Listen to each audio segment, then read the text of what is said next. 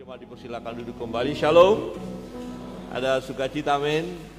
Hari ini kita bersyukur oleh kemurahan Tuhan di minggu kedua bulan November kita ada semua karena kemurahan Tuhan. Tema kita hari ini adalah berbicara tentang apakah kita menipu diri sendiri. Apakah kita menipu diri sendiri?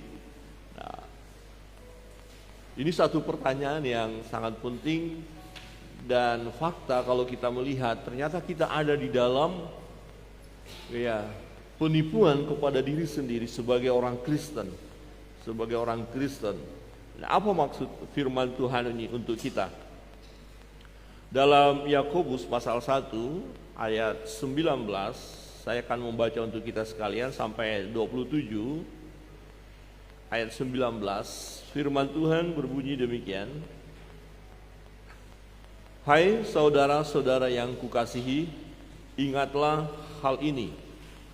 Setiap orang hendaklah cepat untuk mendengar, tetapi lambat untuk berkata-kata, dan juga lambat untuk marah. Sebab amarah manusia tidak mengerjakan kebenaran di hadapan Allah. Sebab itu buanglah segala sesuatu yang kotor dan kejahatan yang begitu banyak itu, dan terimalah dengan lemah lembut firman yang tertanam di dalam hatimu, yang berkuasa menyelamatkan jiwamu. Tetapi hendaklah kamu menjadi pelaku firman, dan bukan hanya pendengar saja. Sebab jika tidak demikian, kamu menipu diri sendiri.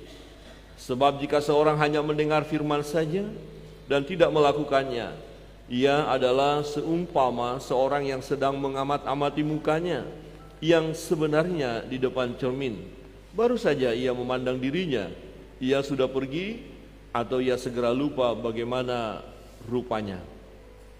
Tetapi barang siapa meneliti hukum yang sempurna, yaitu hukum yang memerdekakan orang, dan ia bertekun di dalamnya, jadi bukan hanya mendengar untuk melupakannya, tetapi sungguh-sungguh melakukannya, ia akan berbahagia oleh perbuatannya.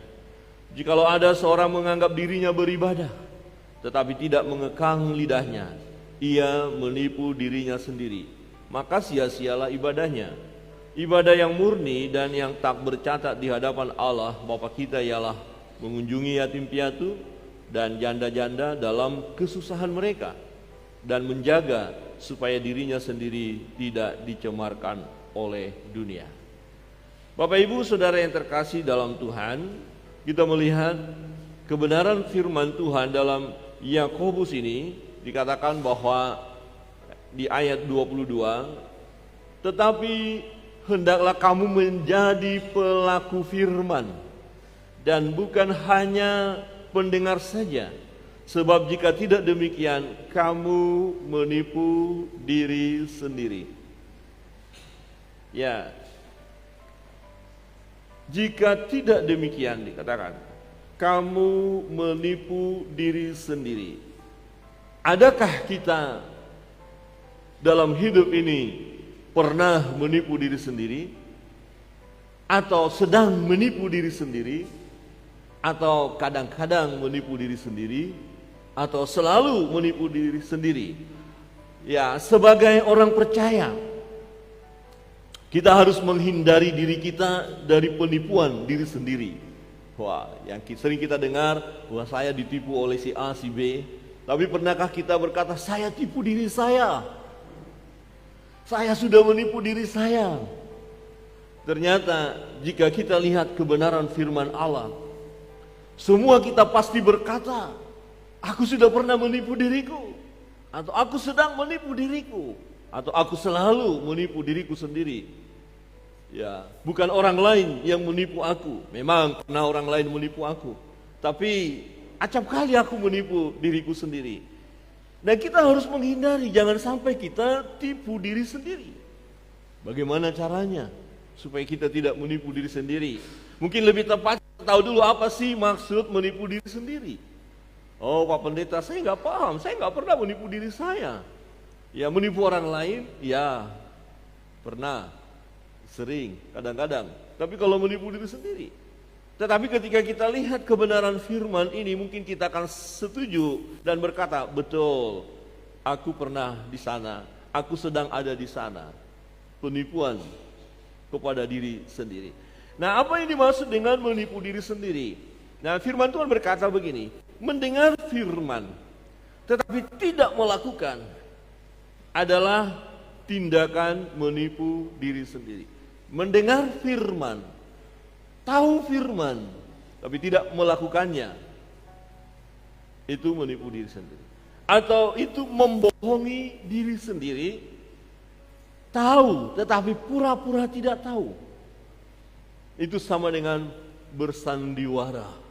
Ya, kadang-kadang kita pikir kita bersandiwara di depan orang lain, tetapi kalau kita lihat kebenaran firman ini, ternyata kita bisa bersandiwara di dalam diri kita sendiri. Kita berpura-pura tidak tahu, padahal kita tahu.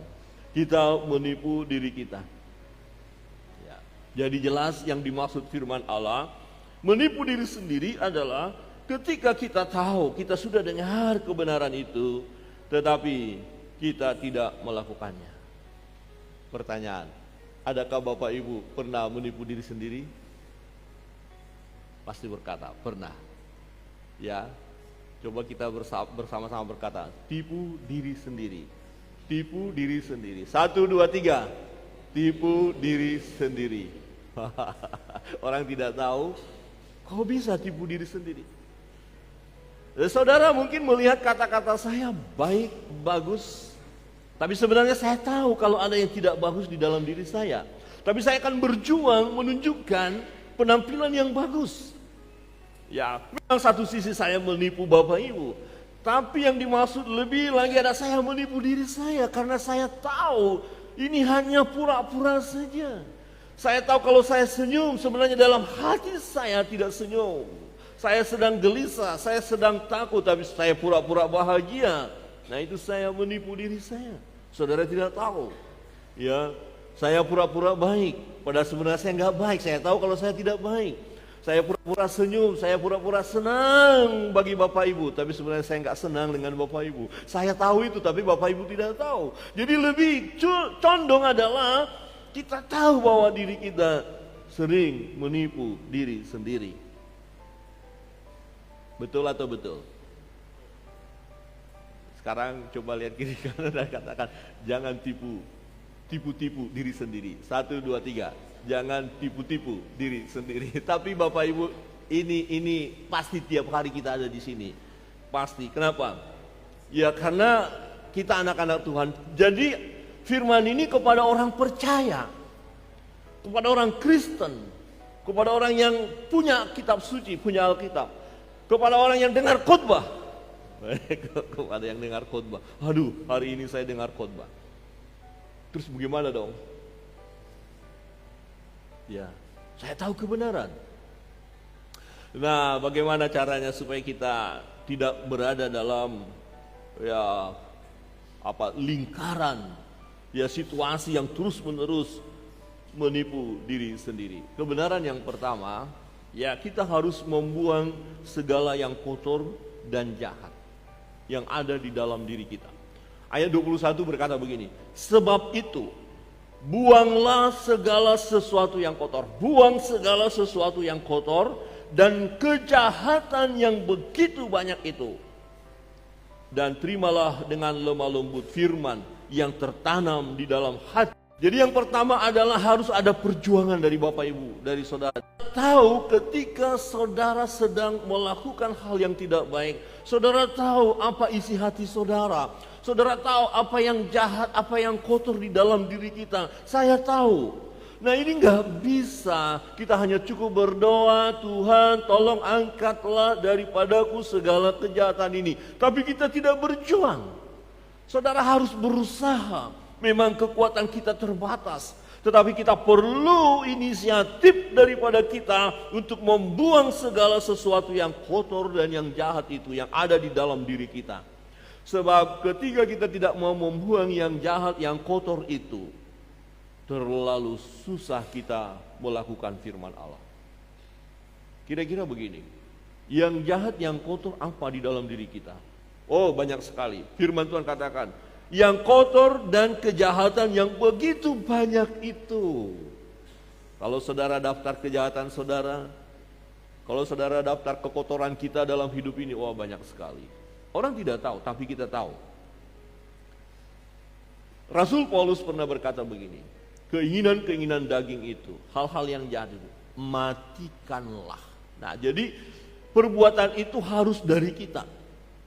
Ketika saudara dan saya sadar, saya tadi sudah bohongin orang ini, maka saya akan berjuang, Tuhan tolong, saya tidak akan membohongi dia lagi. Ketika saudara sadar, saudara telah melakukan tindakan yang jahat, saudara harus berjuang untuk tidak lagi melakukan dosa yang sama. Ketika saudara tahu bahwa situasi saat ini orang lain tidak tahu, tapi saudara tahu ada kekotoran, ada kejahatan di dalam diri saudara, jangan diamkan dia di dalam hidup kita. Bersihkan kekotoran itu, bersihkan kejahatan itu. Memang saudara, kita tidak sempurna. Jangan sampai nanti jadi stres. Karena Rasul Paulus berkata begini, keinginan hatinya untuk melakukan yang baik dan benar, tetapi fakta dia temukan, ya justru yang tidak dia inginkan, yang dia lakukan. Ini berbicara kedagingan. Jadi betul kita tidak sempurna, tetapi setidaknya jangan kita biarkan kekotoran itu. Kalau saudara punya rumah, kemudian ada binatang masuk dan buang kotoran di sana, sangat bau. Saya yakin Bapak Ibu tidak akan membiarkan kotoran itu di situ. Mungkin saudara tidak tahu apa ya yang membuat bau, karena kotoran itu tidak terlihat pertama kali. Tapi saudara pasti berjuang, pasti menggunakan penciuman Bapak Ibu. Di mana? Di mana? Di mana? Cari. Oh, di mana? Apa ini yang kotor ini? Dan ketika menemukan kekotoran itu, pasti dia, oh kotoran kau ada di situ. Ya udah, di situ saja dengan tenang. Pasti tidak. Saudara akan bertindak, ambil sapu, ambil pel, ambil kain lapnya, ambil pewangi, bersihkan habis. Saya yakin Bapak Ibu tidak akan mau membiarkan ada kotoran di dalam rumah Bapak Ibu, atau mau menikmati kekotoran itu. Enak sekali bau kotoran ini, enak sekali. Kalau sampai kita buat begitu, ada sesuatu yang tidak beres. Coba lihat kiri kanan dan katakan, kotoran itu dibuang. Satu kali lagi, jangan biarkan. Coba lihat kiri kanan ya, dan bertanya dengan senyum, ada nggak kekotoran di dalam? Aduh, Tuhan, mungkin kita, Tuhan nih, ampuni saya Tuhan. Ada, firman Tuhan katakan, buang kotoran dan kejahatan yang begitu banyak, betul banyak. Karena kejatuhan manusia ke dalam dosa, dikuasai oleh dosa.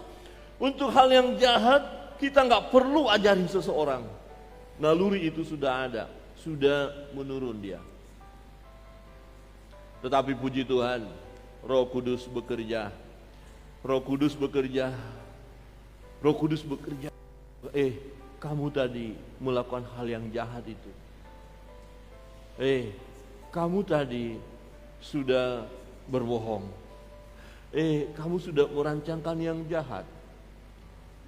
Ya, kalau bapak-bapak mungkin, bapak-bapak, pikiranmu sama wanita lain, bertobat. Kalau bapak-bapak ini contoh saja, nggak ada di sini. Atau ibu-ibu, ibu-ibu, kamu tadi lihat pemuda lain, kamu kok rada-rada apa ya? Kamu lihat tetanggamu tadi beli motor, kamu kok mulai iri hati ya? Enggak boleh iri hati. Kalau tetangga beli motor bagus dan kita puji Tuhan, dia sudah bisa beli. Amin. Atau paling-paling dia korupsi, paling-paling menipu orang itu, begitu. Itu jahat, kotor, buang. Jangan tetangga sebelah diberkati Tuhan kok kita malah tersiksa. Dia yang diberkati, kita yang tersiksa. Jangan saudara, itu kekotoran. Bagaimana firman bisa masuk? Kalau iri hati, dengki, sakit hati terus ada di sini, saudara tidak akan bisa lakukan firman. Firman datang mental lagi, masuk keluar lagi. Jadi banyak kekristenan yang terjadi, masuk firman, tapi kekotoran tidak diselesaikan, maka dia tidak akan mampu melakukan firman. Tipu-tipu tetap, bohong-bohong tetap, sakit hati tetap, iri hati tetap, kedengkian tetap dipelihara. Bagaimana bisa lakukan firman? Nah, ketika kekotoran masih ada di dalam diri kita, kejahatan ada di dalam diri kita, dan kita tidak berjuang membersihkannya, kita menipu diri kita. Karena apa? Firman tetap masuk, tapi kita tidak lakukan. Firman tetap masuk, khotbah bisa masuk, tapi sakit hatinya nggak diselesaikan, ya sama saja. Maka jemaat Sinam ini nggak ada yang sakit hati, ya. Amin. Suami-suami nggak sakit hati sama istrinya kan? Amin. Istri tidak sakit hati kepada suaminya kan? Amin. Jemaat tidak sakit kepada gembala, ya, sakit hati, ya, amin. Gembala tidak sakit hati kepada jemaat, amin. Ya, gembala yang jawab dong. Ya, amin. Anak-anak tidak sakit hati kepada orang tua, amin. Ih, aminnya kecil. Orang tua sakit hati sama anak, tidak lagi. Ada perubahan. Saudara, saya tidak tahu kekotoran yang ada di dalam Bapak Ibu, dan Bapak Ibu tidak tahu kekotoran dan kejahatan yang ada di dalam saya. Tapi Bapak Ibu tahu dan saya tahu. Selagi kita pura-pura tidak tahu, ini yang dikatakan menipu diri sendiri. Ini yang dikatakan sedang bersandiwara kita. Jadi ada banyak orang-orang Kristen yang hidupnya bersandiwara. Ada banyak hamba-hamba Tuhan, pendeta, gembala. Jika dia tidak melakukan firman itu dan membiarkan kekotoran kejahatan di dalam dirinya, sesungguhnya dia menjadi hamba Tuhan yang bersandiwara. Ya. Jadi hindari, jangan menjadi orang Kristen yang bersandiwara. Amin. Coba lihat kiri kanan dan katakan dengan lembut, ya, jangan marah, ya, dan katakan jangan bersandiwara, ya. Silakan. Oh, kira. Memang dalam lagu itu berkata memang dunia ini panggung sandiwara. Tapi biarkanlah itu lagu dunia panggung sandiwara. Tapi hidup kekristenan jangan menjadi panggung sandiwara. Ada amin? Tapi Pak Pendeta akan susah. Betul. Setidak-tidaknya kita sudah berjuang. Nah, ketika Rasul Paulus sudah berjuang dan ditemukan dirinya gagal, dan dia berkata syukur oleh Yesus Kristus. Jadi bukan dengan kekuatan kita, tetapi usaha kita harus ada. Ketika saudara sadar ada sesuatu yang tidak beres di dalam diri kita, yang tidak sesuai dengan firman Allah, atau yang kotor dan jahat itu, selesaikan. Berjuang, walaupun nanti muncul lagi, tetapi jangan biarkan. Bisa dia menggoda, karena dosa itu, kejahatan itu, kekotoran itu menggoda setiap saat. Hari ini kita bisa menang, besok belum tentu. Maka kita perlu berjaga-jaga. Hari ini saya sudah menang Tuhan, saya sudah ampuni dia, tapi ada orang lain yang menyakiti hati lagi. Ini gimana ini Tuhan? Ini kadarnya lebih tinggi lagi. Akhirnya sakit hati lagi. Tapi puji Tuhan, sadar lagi kan, mengampuni lagi. Saya tidak mau marah Tuhan. Sudah cukuplah, masa lalu itu marah-marah. Tapi dia orang ini mancing terus Tuhan. Ini masalahnya, ada yang mancing. Ini mancing dia. Aduh, rasanya gimana ya. Tapi kalau Bapak Ibu berjuang, saya yakin dan percaya, karena firman ini walaupun berat, tapi kita bisa. Coba lihat kiri kanan dan katakan, kamu bisa membuang kotoran itu. Bisa. Orang lain tidak tahu kekotoran yang ada di dalam diri kita. Orang lain tidak tahu kejahatan yang ada di dalam diri kita. Tapi kita tahu. Dan terlebih Allah Maha tahu. Allah Maha tahu. Oleh karena kita tahu dan Roh Kudus bekerja di situ, kemudian kita berkata, ya Tuhan, aku akan buang. Aku tidak mau dendam ini ada terus dalam hatiku. Aku tidak mau iri hati ini melekat di dalam diriku. Aku tidak mau kebencian ini ada di dalam diriku. Aku tidak mau sifat-sifat Ya, yang bohong-bohong ini, tipu-tipu ini, mencuri, memfitnah, saya tidak mau ini ada dalam diriku. Saudara tahu model mana ya atau jenis apa yang sedang ada di dalam hati saudara, dalam hidup saudara. Saudara yang terkasih dalam Tuhan. Ya, buang kekotoran itu, ya. Jika segala sesuatu yang kotor dan kejahatan yang begitu banyak ada di dalam hati kita, maka kita tidak akan mampu menjadi pelaku firman. Maka kita hanya sebatas mendengar saja, ya paham saja, mengerti saja, tapi kita tidak lakukan karena kejahatan itu yang menguasai kita. Apa saja yang kotor dan jahat dalam hidup kita, kita tahu dan berjuanglah untuk melepaskan itu. Segera buang jauh-jauh, buang, jangan biarkan ada di dalam hidup kita. Kita harus berjuang membuang segala kekotoran dan kejahatan itu. Apa saja? Kata-kata kotor, pikiran jahat, pikiran kotor, penipu orang lain, mencuri, berjudi, berzina, pesta pora, mabuk-mabukan, kekerasan, segala macam kejahatan itu. Ya, pernah ada di dalam diri saya, pernah ada di dalam diri saudara. Dan satu persatu sudah kita singkirkan. Amin. Amin. Coba katakan kiri kanan, satu-satu, satu persatu sudah disingkirkan. Tetapi masih ada loh, karena satu persatu kan, tidak semua tuntas loh. Tidak apa-apa, puji Tuhan. Saya melihat ini fakta. Terjadi perubahan di dalam hidup orang percaya itu. Percayalah, memang tidak langsung sempurna. Yang kedua, supaya kita tidak menjadi penipu diri sendiri. Terimalah firman dengan lemah lembut. Ketika orang menyampaikan firman kepada saudara, saudara jangan marah. Ya, ada dulu contoh pas Natal. Ada seorang bapak, ini tidak di sini. Ya, di sana ada yang senyum, ada yang enggak apa-apa Pak Pendeta, bilang aja di sini. Enggak, benar, ini serius. Bukan di sini. Tapi di sana sini. Ya, di satu gereja, bapak ini dulu majelis. Ya, gereja, kemudian ada sesuatu dan lain hal, rupanya dia ada sakit hati. Dan sakit hatinya tidak diselesaikan. Termasuk untuk anggota gereja dan termasuk kepada gembala. Ada juga ya jemaat sakit hati sama gembala ya. Ada ya, tapi kalau itu nggak di sini ya. Itu yang di sana. Pas Natal Bapak Ibu, ini serius. Pas Natal Bapak itu hadir dan duduk di belakang. Pas khotbah Pak Pendeta adalah khotbah kristal, Kristen Natal. Jadi datang ke gereja pas saat Natal. Pas waktu Pak Pendeta bilang kristal, pandangan Pak Pendeta ke Bapak itu. Bapak itu pandang Pak Pendeta. Baru saya ke gereja langsung ditembak begitu. Sakit hati lagi. Jadi kalau Bapak Ibu dalam khotbah ini menusuk, jangan sakit hati ya, amin. Amin. Bapak itu tadi nyinggung, mabuk lah, penipu lah. Besok nggak usah ke gereja lagi. Coba lihat kiri kanan dan katakan, jangan sakit hati ya. Ada yang sakit hati, tidak terima. Kenapa khotbah seperti itu? Nembak-nembak aja kerjanya. Emangnya saya kurang tembakan apa? Di rumah istri sudah nembak. Di pekerjaan pimpinan nembak. Di gereja pendeta juga nembak. Semua tembak-tembakan saja.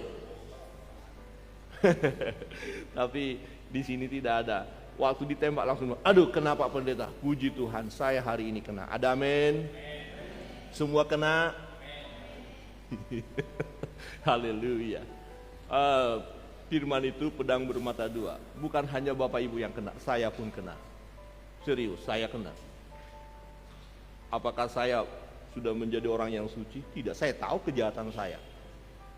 Dan saya tahu juga mana yang sudah saya selesaikan, mana yang belum. Bapak Ibu tahu kejahatan Bapak Ibu. Ketika firman itu masuk, adakah menerimanya dengan sukacita, dengan lemah lembut? Ada banyak orang yang menyebut dirinya sebagai orang Kristen, tidak siap mendengarkan firman Allah, justru sakit hati, dia menutup hatinya, dan semakin parahlah keadaannya. Kecewa kepada gereja, kecewa kepada teman-teman seiman, kecewa kepada pengurus gereja, kecewa kepada majelis, kecewa kepada pendeta. Kenapa itu bisa terjadi? Karena tidak menerima firman dengan lemah lembut. Maka dikatakan, sebab itu buanglah segala sesuatu yang kotor dan kejahatan yang begitu banyak itu, dan terimalah dengan lemah lembut firman yang tertanam di dalam hatimu, yang berkuasa menyelamatkan jiwamu. Memang perlu kita, ya rasanya sakit mendengarkan. Saya gambarkan seperti kita punya kendaraan yang lama tidak diperbaiki. Ya, baut-bautnya sudah karat, tetapi harus diperbaiki. Pakai kunci biasa nggak bisa, harus dipukul dan itu sakit. Harus dipukul dan itu sakit. Kadang-kadang hidup kita harus dipukul, sakit rasanya, tetapi kemudian berubah. Ada banyak orang yang mengalami pukulan, baru dia berubah. Tetapi ketika biasa-biasa saja, firman Tuhan katakan bagaimana kekristenan kita bertumbuh, hanya makanan susu saja, hanya makan bubur saja. Sudah begitu lama jadi orang Kristen, kenapa tidak ada perubahan? Maka perlu diberi makanan yang keras, perlu ditegur dengan keras. Jangan dibiarkan. Tetapi ketika kita menerima teguran itu dengan keras, rasanya sakit. Tetapi kita jangan izinkan sakit itu menutup hati kita untuk tidak mendengar firman Allah. Tetapi kita berkata, terima kasih Tuhan, aku mau berubah. Aku mau berubah, supaya aku tidak menjadi penipu diri sendiri. Jangan sampai kita sekian lama jadi orang Kristen, sekian lama kita menjadi penipu diri sendiri. Karena kita berkata aku orang percaya, berkata aku orang Kristen, aku dengar firman, tapi hanya mendengar saja, tidak melakukan. Firman Tuhan katakan, kamu menipu diri sendiri. Saudara, ketika firman itu kita terima dengan lemah lembut, tertanam dalam hati kita, berkuasa menyelamatkan jiwa kita. Itu yang utama. Ya. Amin. Siap menerima dengan lemah lembut. Amin. Minggu depan tidak berkurang yang hadir. Amin. Karena khotbah hari ini, jangan seperti iklan itu ya. Saya membaca buku, merokok dapat merusak kesehatan. Setelah saya membaca buku ini, akhirnya saya mengambil keputusan untuk tidak membaca lagi. Paham ya? Saya dengar firman tapi sakit hati. Daripada sakit hati, lebih jangan dengar firman. Oh, jangan begitu saudara. Ya. Kok semakin banyak saya tahu, berarti saya semakin banyak yang harus saya bisa buat. Iya betul. Berarti semakin gampang saya dipersalahkan. Iya betul. Berarti supaya saya tidak disalahkan, lebih jangan baca firman, jangan dengar firman, jangan ke gereja. Salah, bukan begitu. Kita akan diproses, kita akan semakin sempurna, kita akan dibaharui dari hari ke sehari. Amin. Siap dibaharui, amin. Ya. Coba lihat kiri kanan dan katakan, terima dengan lemah lembut. Ya, firman itu. Ketika kita menerima firman dengan lemah lembut, maka kita akan mampu melakukan firman itu.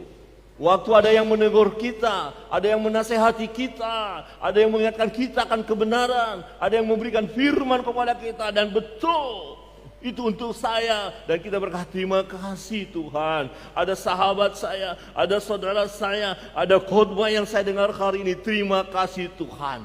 Jangan kita protes. Jika kita protes kepada firman, niscaya kita tidak akan menjadi pelaku firman. Ada orang yang pernah saya dengar, dan ketika diberitahu ada firman, kamu ini sikit-sikit firman. Kayak apa saja, kita ini masih di dunia. Oh, jangan bilang begitu. Seharusnya kita berkata, terima kasih sahabat, engkau ingatkan aku akan firman Tuhan. Amin. Amin. Jangan berkata sikit-sikit firman. Awas, jangan ngomong sama bapak itu, nanti keluar firman. Jangan bicara sama ibu itu, nanti keluar firman. Jangan. Maunya kita akan ketemu bapak itu karena akan keluar firman. Kita akan ketemu dengan ibu itu, akan keluar firman. Kita akan ketemu dengan pemuda itu karena akan keluar. Selalu dia berbicara firman. Nah, itu yang bagus. Amin. Jangan malah dikucilkan ya, jangan. Nah, prakteknya ada banyak firman kita tahu, tetapi kita tidak mendengar dengan baik dan tidak melakukan firman. Inilah perjuangan kita Bapak Ibu. Misalnya firman Tuhan katakan, cari dahulu kerajaan Allah dan kebenarannya, maka semua akan ditambahkan, ya, akan ditambahkan, bukan ditinggikan, ya, ditambahkan. Tetapi seringkali kita lebih mengutamakan ini berbicara tentang berkat. Berkat-berkat secara jasmani lebih kita utamakan daripada Tuhan. Padahal Tuhan bilang, cari dulu Tuhan, berdoa dulu, berserah dulu kepada Tuhan. Nanti gampang deh, Tuhan akan berikan yang terbaik. Ya, kita tahu firman, kita harus mengampuni, mengasihi sesama kita, bahkan musuh kita pun kita ampuni. Jangan membalas amarah, ya, dengan amarah, kemarahan dengan kemarahan. Tidak, jangan sampai membalas. Tetapi seringkali juga kita harus sungguh-sungguh berjuang di situ, bahkan pernah juga mengalami kegagalan. Kita harus mengasihi, kita harus bersedekah dan lain sebagainya. Saudara, banyak yang akan kita lakukan, banyak yang kita dengar, banyak yang kita lakukan, tapi semuanya itu untuk kebahagiaan kita. Amin. Amin. Kita baca bersama-sama ayat 25. 1, 2, 3. Tetapi barang siapa meneliti hukum yang sempurna, yaitu hukum yang memerdekakan orang, dan ia bertekun di dalamnya, jadi bukan hanya mendengar untuk melupakan, tetapi sungguh-sungguh melakukannya, ia akan berbahagia oleh perbuatannya. Saudara tidak akan sia-sia ketika melakukan firman. Waktu kita mau melakukan firman, berarti pertama-tama kita dengar dulu firman. Kita dengar khotbah, kita dengar firman, kita membaca Alkitab, kita renungan pribadi, dan ayat-ayat itu berbicara menuntun kita. Apa yang harus kita lakukan, apa yang harus kita hindari, apa yang harus kita selesaikan. Ya, dia tuntun kita, dan ketika kita berjuang melakukannya dengan pertolongan Roh Kudus, kita mampu melakukannya, maka dikatakan, ayat ini berkata, ia akan berbahagia oleh perbuatannya, oleh tindakan kita tadi. Karena kita dengar firman, kita berbahagia. Amin. Kita orang-orang yang berbahagia. Tetapi siapa mereka yang tidak bersedia melakukan firman Tuhan? Siapa mereka kalau tidak melakukan firman? Di ayat 23 dan 24 berkata, sebab jika seorang hanya mendengar firman saja dan tidak melakukannya, ia adalah seumpama seorang yang sedang mengamat-amati mukanya yang sebenarnya di depan cermin. Baru saja ia memandang dirinya, ia sudah pergi dan ia segera lupa bagaimana rupanya. Ya, kalau hanya dengar, akhirnya kita lupa siapa kita. Itu orang-orang yang tidak melakukan firman. Ya, kita tidak sadar siapa kita. Akhirnya kita bimbang, kita ragu, kita tidak jelas status kita sebagai anak-anak Allah. Tetapi kita harus berjuang melakukan firman, karena kita terima firman itu dengan lemah lembut. Kebenaran yang ketiga, kita harus mengendalikan lidah kita. Ya, perkataan haruslah perkataan yang benar dan membangun, bukan kata-kata yang kosong atau hampa. Jika kita mendengar firman, mendengar yang baik, tetapi perkataan kita adalah jahat dan buruk, bukankah ini adalah tindakan menipu diri sendiri? Itu maksudnya. Jadi kita ngomong yang gak baik, padahal kita tahu apa yang baik. Kita sedang menipu diri sendiri. Ayat 26 kita baca bersama-sama. 1, 2, 3.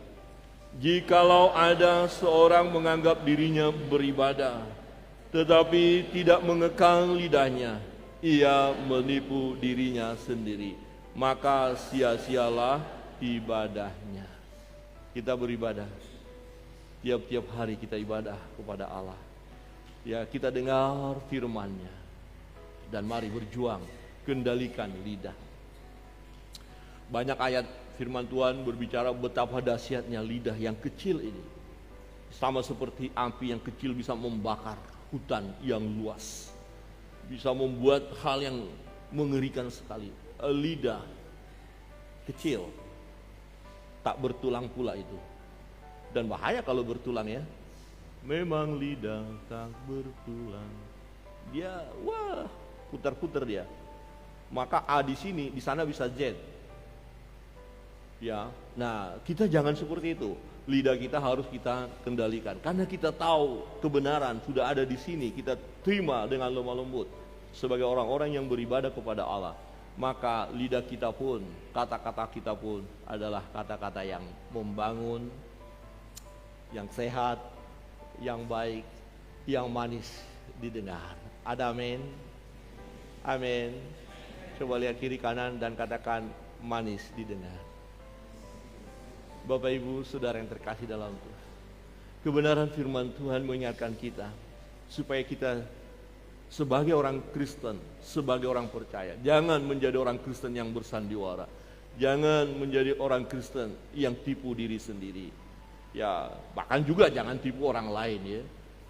Nah, bagaimana supaya kita tidak menipu diri sendiri? Ya, menipu diri sendiri artinya dengar firman tapi tidak melakukan. Supaya kita dengar firman dan bisa lakukan, yang pertama, buang segala kekotoran dan kejahatan. Ini perjuangan kita Bapak Ibu. Tidak ada yang langsung sempurna, tidak. Tetapi kita berkomitmen, Tuhan, Roh Kudus, tolong saya. Ya, kekotoran-kekotoran ini saya tahu dan saya mau kikis. Kadang-kadang ada yang begitu berat. Tidak apa-apa, bergumul untuk itu. Ya, bergumul, berdoa. Dan percayalah, satu hari nanti saudara Bapak Ibu lihat dia keluar karena Bapak Ibu berjuang. Ya, dan yang kedua dikatakan tadi kita sudah lihat firman Tuhan. Ya, mari terima dengan lemah lembut firman itu. Menerima firman Tuhan hari ini dengan lemah lembut, amin. Kalaupun tertusuk, terima kasih Tuhan, aku mau berubah. Aku terima firman dengan lemah lembut karena itu menyelamatkan jiwaku, menguatkan aku. Dan mari kita berjuang mengendalikan lidah kita, kata-kata kita. Mari kita berdoa.